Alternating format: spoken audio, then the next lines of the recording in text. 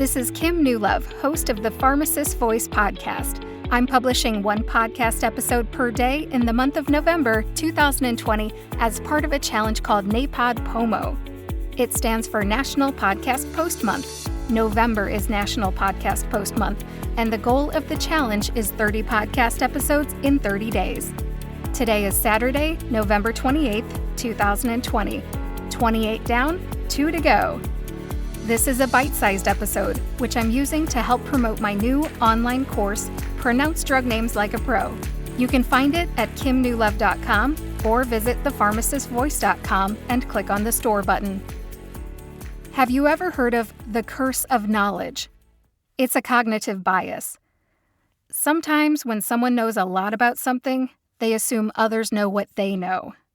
For example, when I joined my husband's fantasy football league years ago, everyone assumed I knew about bye weeks, free agency, the waiver wire, the IR list, and checking my roster for last-minute injuries before setting my lineup every week.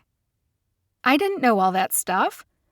Sometimes people forget what it's like to be a beginner, or they just assume that if you want to play, you'll pick it up.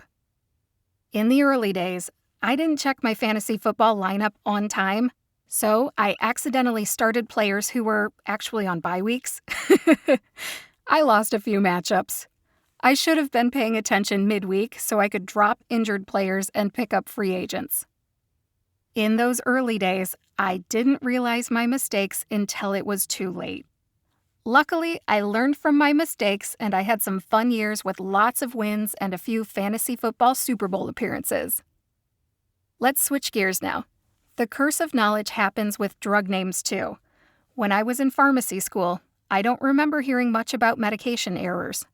Since graduation, however, I hear about them all the time.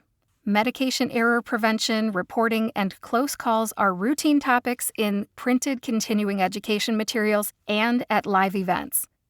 I live in Ohio, and medication error/patient safety CE is now required by the State of Ohio Board of Pharmacy. In fact, each of the board's quarterly newsletters includes an article by the Institute for Safe Medication Practices, also known as ISMP, about medication errors, close calls, and other important information. It's dangerous to believe that everyone knows what we know. We can learn from someone else's mistake, near miss, or other event. The ISMP also publishes the list of confused drug names. The list contains look-alike and sound-alike drug name pairs. Some drug names on the list have tall man or mixed case letters. It makes it easy to spot the differences in their appearance. Let's wrap this up. The curse of knowledge can be dangerous. Some drug names can be confused. Safety is the goal. Just being aware of look-alike and sound-alike drug names can save a life.